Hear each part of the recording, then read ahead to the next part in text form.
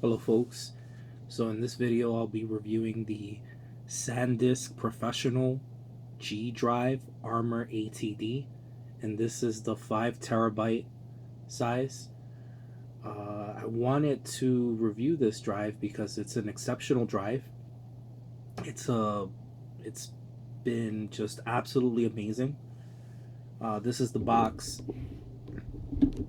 This of course is the drive. I really love that it has a USB-C port, the USB-C that we know and love.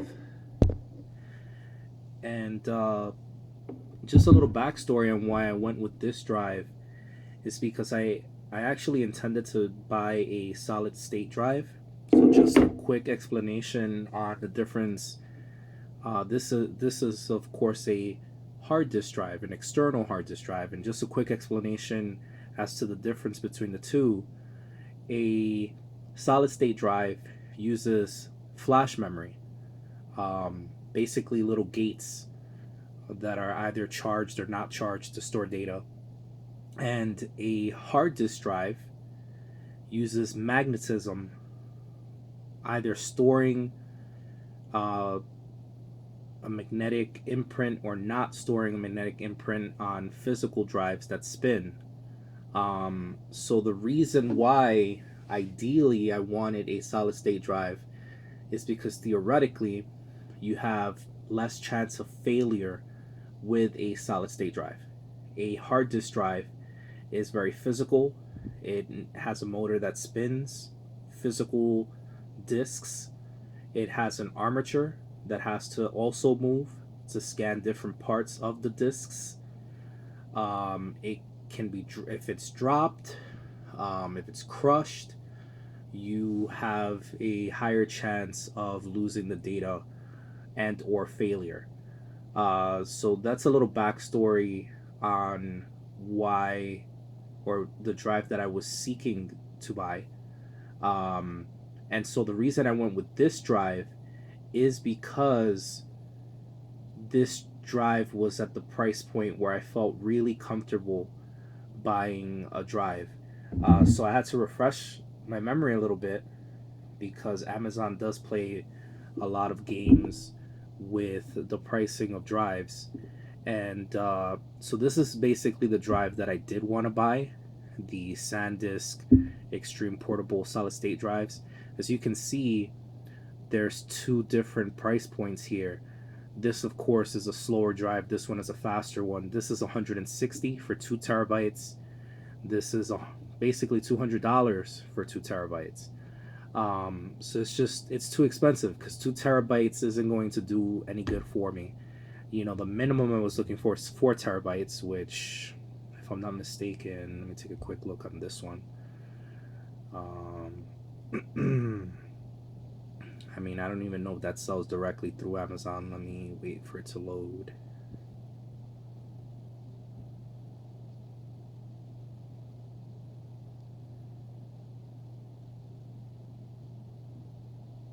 So, yeah, $330, $350, because Uncle Sam is gonna do even more, 360 with Uncle Sam taking his piece. It's just crazy. And that's just 4 terabytes. This drive, if memory serves me correctly, I believe I got it for just about this price, which is $155. What I remember is the 4 terabyte drive at that time, which was about almost 2 months ago now. The 4 terabyte was $139.99, so $140. As you can see, the price on the 4 terabyte has gone up to $155. Now this is where Amazon really gets you if you're not a savvy shopper. The 5 terabyte drive, technically speaking, is 4 cents less than the 4 terabyte drive, as you can see.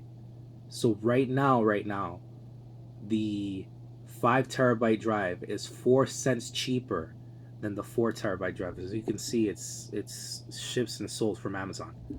So just an FYI, whenever you're purchasing anything on Amazon, and I mean anything, but especially computer hardware and technology, make sure that you look at all the options. When I decided on the 5 terabyte size, it was because the 4 terabyte size was $140 at the time.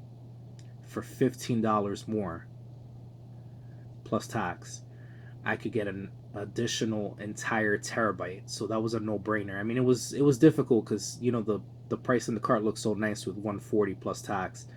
But honestly, you'd be foolish to not spend $15 more. In this case, if you go today, if you're watching this video today and you buy the drive today, make certain that you buy the 5 terabyte one because you'll actually save 4 cents. But this is just how it is. The reason why, if you're wondering why that happens, is because Bezos and all the all his friends like to play games like that. But also in terms of what sells more in turnover, it is very possible that the 5 terabyte drive is selling at a very quick rate in comparison to the 4 terabyte, and they're able to give you a better price. I'd say at the end of the day, it's just Bezos and co playing games. But as I said, just make sure that you look at all the options. That's just a shopping tidbit when you're shopping for anything, but especially computer technology. Make sure you look at all your options. It's like when you take a multiple choice test exam, make certain that you look at every choice before you make your final decision. That said, that is the major reason why I did go with an external hard disk drive and not a solid state drive. Now, the beautiful thing about this external hard disk drive is that it is so robust. It is so, if you could see, it's a very thick drive, and it's got this gorgeous rubber jacket around it. But it's just a very robust drive. So it's a drive that's rated. I don't know if they have the information straight on the box. They do not. Oh, here we go. So it has up to 1,000-pound crush resistance.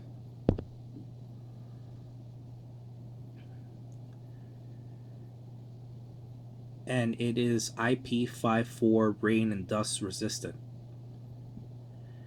Interestingly enough, they don't mention how far it can be dropped. Not that you should ever drop a drive, but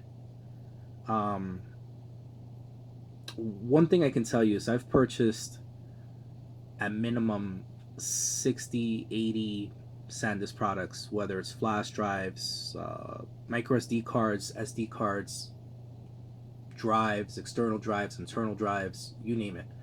I've never had one fail. SanDisk is now part of Western Digital.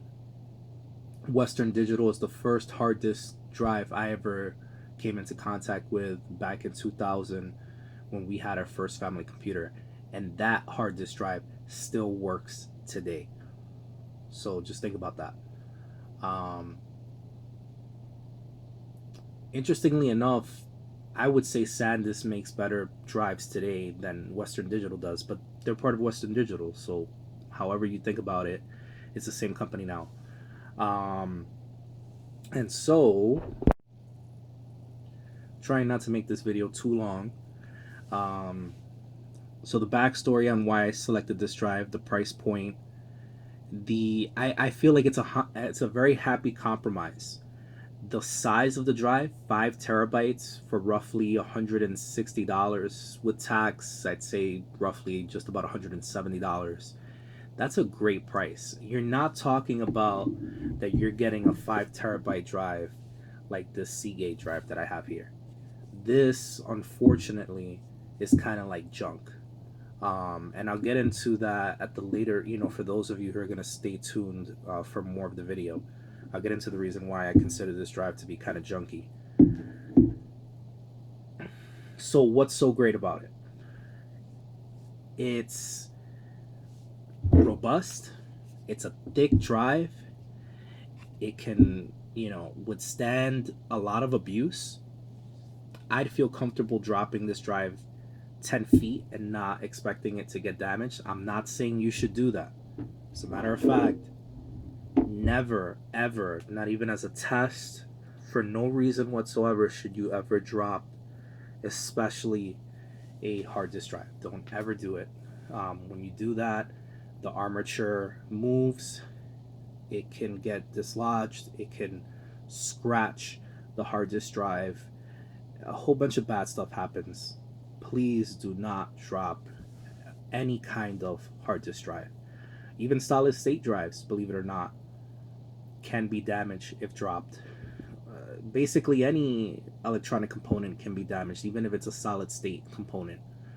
There's things in regards to shock, which is what happens when you drop something. And even devices and technology that doesn't have any moving parts still can be damaged if exposed to certain degrees of shock. So without any more anecdotal jumping into the performance of the drive, these are some screenshots that I took when I was formatting the drive. I At the time I wanted to do a standard format, which if you know, so something I should mention about this drive, when you set it up, you do have to, if you have a Windows machine, you do have to go into computer management and add the drive and format it. It will not work out of the box with a Windows machine. If people who watch this video want information on that, I can make a video on that. It's very simple. You could either just do a web search for it, or you could find a video on how to do it. It's extremely simple. Basically, control panel, computer management, and you go to storage, and then you add it. I would do it here, except that I might end up displaying personal information while I switch through. But as I said, if anyone's interested, I could make a video on that. So I did, just to see how long it would take, I did a standard format, not a quick format. And if anyone knows the difference, they're very different in terms of time. If I did a standard format, it would have taken about, like, I think like 3 or 4 hours, and a quick format is seconds. So I just did that to get a good idea of how fast the drive is. And as you can see, the first screenshot I got, which I thought was very impressive, was at 83.1 megabytes per second. So when I ordered the drive, I thought that it was 100 megabytes per second. That's what they had displayed on Amazon. But as you can see on the box, it actually says 130 megabytes per second, which, if you are a hard disk drive connoisseur, especially an external hard disk drive connoisseur, you would know it's very fast. That is blazing fast. That is like literally pushing the limits on what an external hard disk drive can do. Very, very fast. And that's write speed, not read speed, because read speeds can be much faster. Oh, as a matter of fact, that 130 megabytes per second is for read speed. So SanDisk is underrating the performance of this drive, because this, as you can see, is write speed. So I got 83.1 megabytes per second, the first screenshot. Oh, let's go back.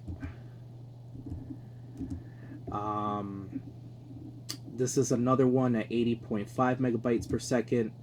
This is where I was really blown away, is that I got a write speed when it was doing that long format, which I did not. I just did it as a test. I didn't let it continue. I didn't let it finish doing the regular standard format. But I got 116 megabytes per second, which is amazing, just absolutely amazing. Um, and in this, oh, I have to retract an earlier statement. This write speed is actually, um, hold on a second. This is for another drive. So the write speeds that are applicable to the drive I'm reviewing right now. One screenshot, one instance of the drive formatting, I got 80.5 megabytes per second. Then I got 116 megabytes per second on another instance of write speed, which is just absolutely phenomenal. Um, I did run a test. I'm gonna run one now again. I believe I have this configured the way I want it to. Of course, I have to connect the drive just so you could see in real time how the drive performs. Now, I'm not very familiar with Crystal Mark, or I should say Crystal Disk Mark. So you can see I don't really even know the name that well. But I do know that it's like one of the standards for testing a drive. This, honestly, I can't speak as to how accurate it is, but it gives you a rough idea. And for those of you who wanted to see it, that's why I'm doing it now. I feel that the information that Windows gave me when I was formatting the drive, the standard option, uh, is a better indicator of the actual speed. So I had to do this off camera, but I have the drive encrypted with I always forget the name. So many different technologies. Um, the Windows technology BitLocker. Um, quick, quick word to the wise. The default encryption is 128 for BitLocker. If you want 256, you have to do that manually. There's instructions on how to do that. You can also find that in the web. So I did already configure the machine, and moving forward, any drive that I encrypt with BitLocker to use 256-bit encryption and not 128. I did that for the internal drive, and as I said, any drives moving forward that I use BitLocker on. Another word to the wise: if you're using the Crystal Disk Mark benchmark tool, you do have to close it out and run a new instance of it once you connect the drive. So when I had to unlock the drive and mount it, I had to close the program and open it again. So this is just a quick test.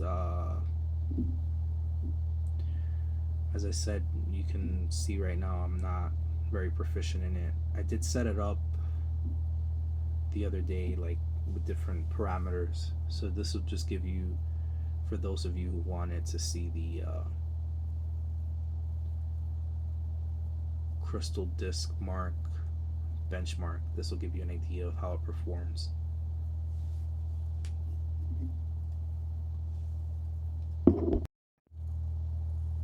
So I just paused the video because it was just doing like a preparation phase. The benchmark is running now.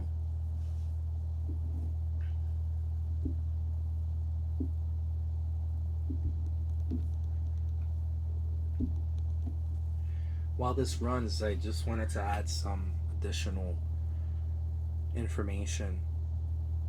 As I said, it wasn't only the price point, because I could go online, I could go on Amazon or or eBay even, and I could get a drive for much less. I'm certain that there's drives you could get that are, I mean, I don't know what the limit is right now on the size of an external drive, um, but you can get some cheap stuff out there, I'm certain. Um, do you want to do that? Do you want to trust your data to something cheap? I don't think you do. Um, so the reason, more than anything, that I went with this drive, it wasn't because it's cheap. I could get stuff that's cheaper. This is a drive that I feel comfortable with, knowing that I can depend on it for the next 15 years, God willing. There you can see the write speed which is really good. I didn't get these numbers last time, I'll be honest. Um, Everything was averaging like 80 and 70. Interestingly enough, I was running the Crystal Disk Mark, this program, this benchmark. I was running it after having transferred a crap load of data. So the drive was very warm. And I mean, physically, the drive was warm to the touch, which 100% affects performance. But as you can see, these are phenomenal numbers. Um, Very, very phenomenal numbers. Um,